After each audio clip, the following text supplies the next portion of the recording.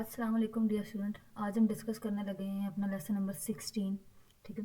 सबसे पहले है phases of decision making. Last lecture में मैंने इसको डिस्कस कर दिया, यहाँ पे भी कर देते हैं। लेकिन डिसीजन मेकिंग आपको पता है, फैसला करना होता है तो उसके कुछ प्रोसेस में कुछ फेजेस होते हैं, एक एक फेज से, क्योंकि जो भी आप काम करते हो स्टेप वाइज करते हो, ये नहीं करते एक स्टेप को छोड़ूंगा अगला चला जाऊँगा, ऐसा नहीं होता।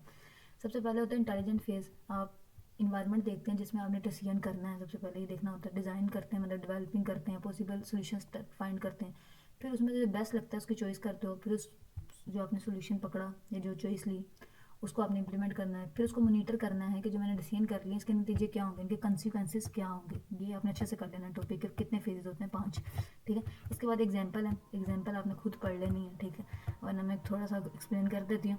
जैसे कि मल्टीनेशनल कंपनी है और उसने पाकिस्तान में ब्रांच ओपन करनी है, तो उसने ये डिसाइड तो करना है। तो डिसीजन मेकिंग करते वक्त वो फेजेस में कौन सी एक्टिविटीज़ परफॉर्म करेगा, तो हर फेज़ के बारे में लिखा हुआ है कि वो डिसीजन मेकिंग करते हुए कौन सी एक्टिविटीज़ परफॉर्म करेगा। अब अपने तहत से पढ़ लीजिएगा। ठीक है। आगे देखें। इसके बाद यहाँ पे आ जाए, ये टॉपिक आपने देख लेना, ये डिफरेंट 4 मॉडल हैं। ठीक है। अच्छे से कर लेने, आपको एमसीक्यूज में मदद देंगे, आपको डिफाइन में भी हेल्प करेंगे।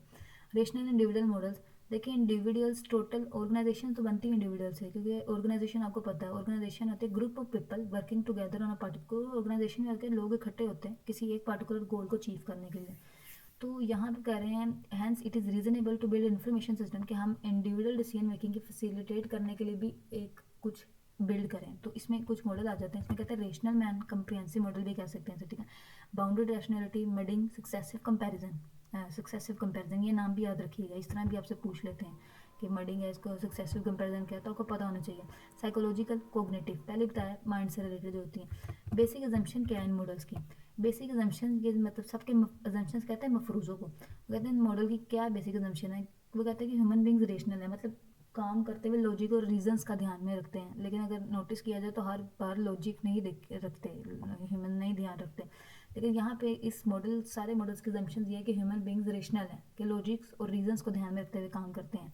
इंडिविजुअल के कुछ गोल ऑब्जेक्टिव होते हैं कि वो जो है किसी भी गोल को अचीव करने के लिए अल्टरनेटिव देखते हैं। अगर अल्टरनेटिव जो होती है पे विच हेल्प देम, कि वो अल्टरनेटिव को रैंक करते हैं कि कौन सी अच्छा रहेगा। ठीक है।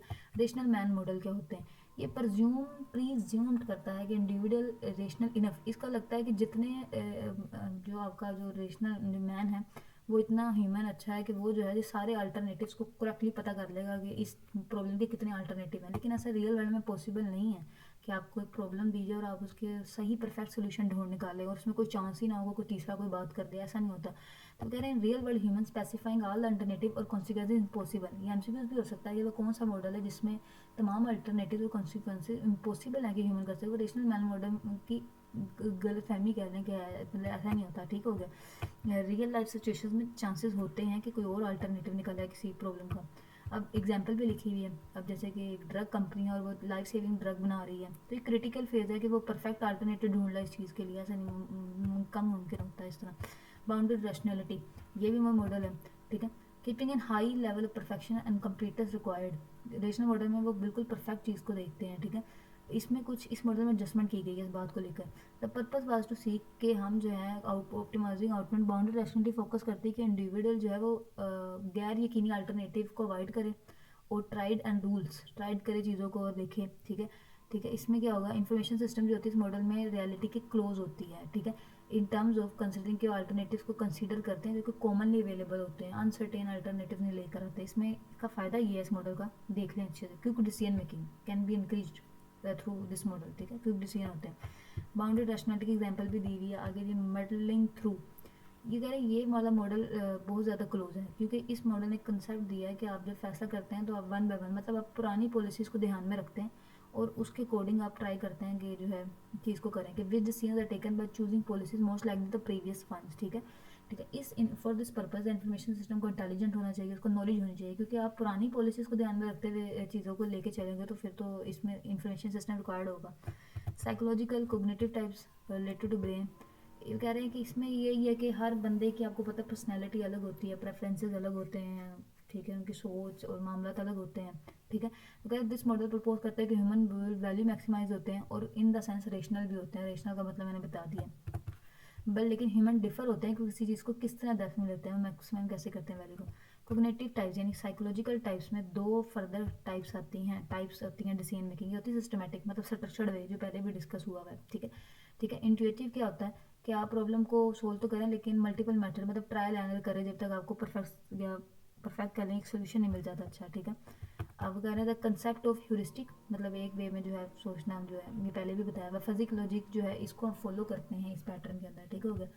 आगे हैं डिसीजन मेकिंग में ऑर्गेनाइजेशनल मॉडल्स क्या होते हैं। डिसीजन मेकिंग में 3 किस्म के ऑर्गेनाइजेशनल मॉडल होते हैं, bureaucratic, political and garbage can. Bureaucratic ये होता है कि आप जो है, ठीक है, कि बेहतर ऑर्गेनाइजेशन डिसाइड करती है स्टैंडर्ड प्रोसीजर्स जो वक्त के साथ साथ आते हैं, ठीक है।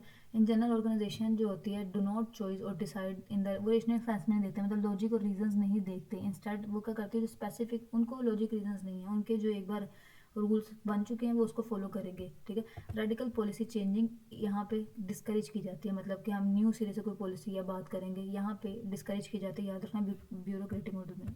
एम्पायर बिल्डिंग एक बिजनेस टर्म है जो कॉमन प्रॉब्लम करती है कि हर बंदा मैनेजर चाहता है कि उसे ज़्यादा से ज़्यादा फाइनेंशियल पावर मिल जाए, ठीक है। तो वो उसमें डिसीजन मेकिंग लेते हैं। इस तरह के मॉडल को कहते हैं पॉलिटिकल, सियासत में बात आ जाती है ना कि आप पावर देख चाहते हैं। Garbage can model, this model state के ऑर्गेनाइजेशन रिलेशनल होते हैं, sorry, are not radical. Decision making जो होते हैं एक्सीडेंटल बेसिस पर होते हैं, ठीक है। इन्फॉर्मेशन सिस्टम डिजाइन और सपोर्ट किया जाता है रेलिवेंट डिसीजन मेकिंग करने के लिए, गार्बेज कैन मॉडल कहते हैं इसे, ठीक है। हैंस रॉन्ग सोल्यूशन में भी apply to wrong problem in organization, critical mistake हो सकती हैं, ठीक है। आप एक्सीडेंटल बेस हुआ और आपने फौरी से कोई डिसीजन कर दिया तो वो इस मॉडल में आ जाएगा। System design and decision making, ठीक है। किसी को भी हेल्प करने के लिए इन्फॉर्मेशन सिस्टम बहुत हेल्प करता है मैनेजर्स को, कंपनीज के एम्प्लॉयज़ को, ठीक है।